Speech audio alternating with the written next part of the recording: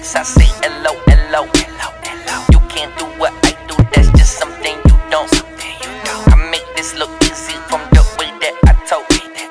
Haunted mansion, I be turning suckers to ghosts. Hey, what's up guys, TechTitan here and I'm back again with a brand new video. So before I begin, I just want to thank you all so much for watching. If you're new to the channel, make sure you leave a thumbs up. Also make sure you subscribe to the channel as well. With that being said, this is going to be my 48 hours review of the Samsung Galaxy S24 FE, and I'm comfortable with making this bold statement, which is the Samsung Galaxy S24 FE is the best mid-range phone that is out in 2024 so far. And I want you guys to hear me out so that way you understand where I'm coming from. So this may not have the best design that has ever been created in 2024, but it does have a great design.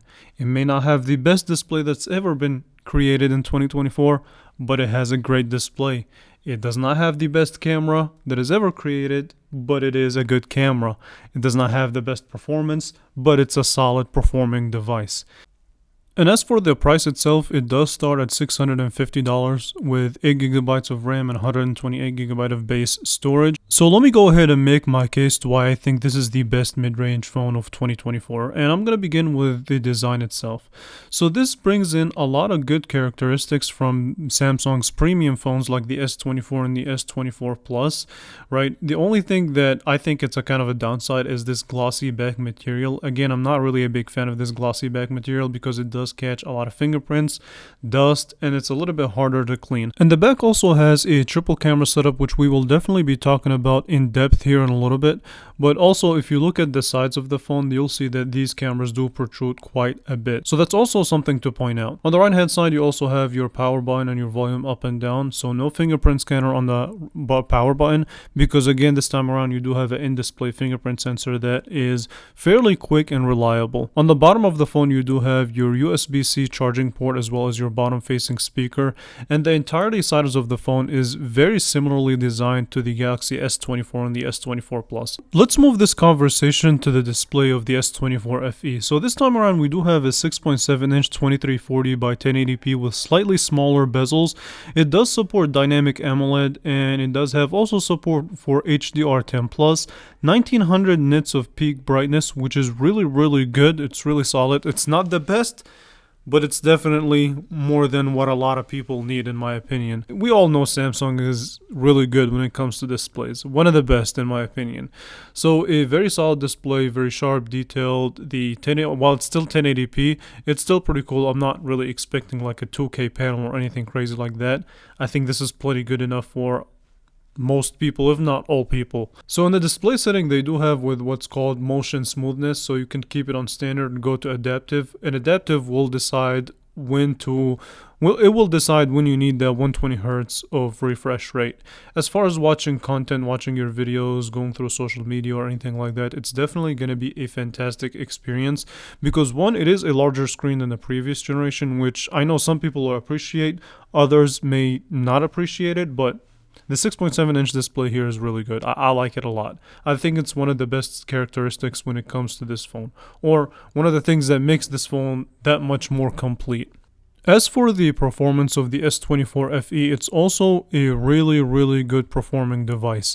So Samsung decided to kind of take the route of their own Exynos 2400E processor based on a 4nm architecture.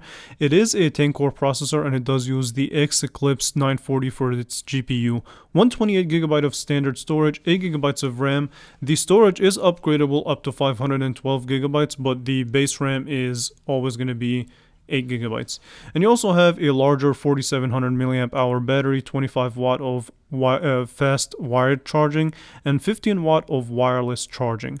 But more on that later. When I did go through my basic apps, they open up very quickly, very efficient, and no problem there. Even when I did my benchmark scores, I was actually shocked. So 2112 for your single core and 6625 for your multi-core, which is extremely close to the Galaxy S24 and the S24 Plus, which are considered flagship devices.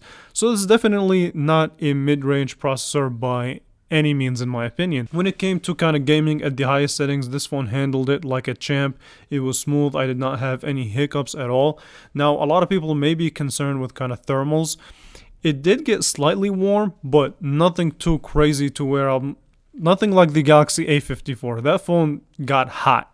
But this one did get slightly warm when I played games at an extensive period of time, but a lot of phones do anyway. So it wasn't that big of a deal in my opinion, just wanted to mention it to you guys. Overall though, as a performing device, it's really good. The battery life on here is also excellent. Standby is again excellent. If I were to kind of nitpick, I would say that I wish we had a little bit of extra RAM and a faster charging speeds. But at this point, that's just me nitpicking. Next in the conversation, which I think a lot of people are waiting for, including me, is the camera department.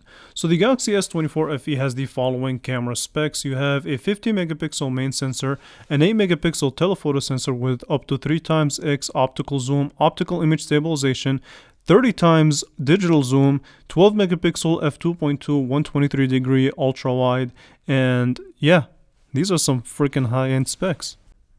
But that's not all. So you also have the ability to record 8K videos at 30 frames per second, 4K videos at 30, 60, and up to 120 frames per second. And even you can go 720p for 960 frames per second for stupid super slow motion videos. So yeah, this camera is a lot to deal with. Yeah, the user experience is what I expect from Samsung. Very fluid, very smooth. Transitioning between my main sensor to the wide angle to the 3 times optical zoom is also pretty good. And as far as the images that it takes, it did not disappoint in that regards. Is it the best camera in the world? No, but it damn sure takes some pretty solid pictures. Colors on it look saturated, they pop, vibrant, and they tend to lean really more towards this kind of vibrant colors. And the wide angle sensor, and well, the main sensor is plenty sharp. The wide angle sensor does lose a little bit of quality. The 3 times optical zoom also loses a little bit of quality, but gives you that zoom. Dynamic range on here is fantastic. Again, very vibrant pictures.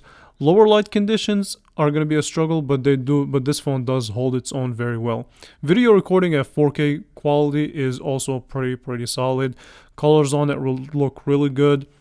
It does try its best to keep the video as composed and very well exposed as it can. In some scenarios, it did slightly overexpose, but that's nothing that cannot be fixed later. As far as the just quality of the stabilization itself is pretty good. It can be a little bit jittery, but nothing too crazy. It's still, at the end of the day, an extremely solid camera that is capable of shooting some really solid video. The autofocus system on here when it comes to harder subjects is also pretty good. I really like it. It does what I ask it to do, very detailed, and yeah, that's kind of the gist of the camera itself. I am also working on a full dedicated camera review, so stay tuned for that if you guys want to see a more in-depth camera. But yeah, so here's my conclusion to you all, and I'll go back to my initial sentence. This is definitely the best mid-range phone of 2024. I want to hear your guys' comments below if you kind of agree with me or disagree. And if you do disagree, let's have a discussion in the comments below. So yeah, with that being said, I hope you guys enjoyed this video. This is definitely a well-rounded device that I think would satisfy the needs of a lot of people. $650 once upon a time used to be a flagship price, but this definitely does not feel like a mid-range phone. Thank you all so much for watching, and I will catch you guys in the next one. Thank you for watching.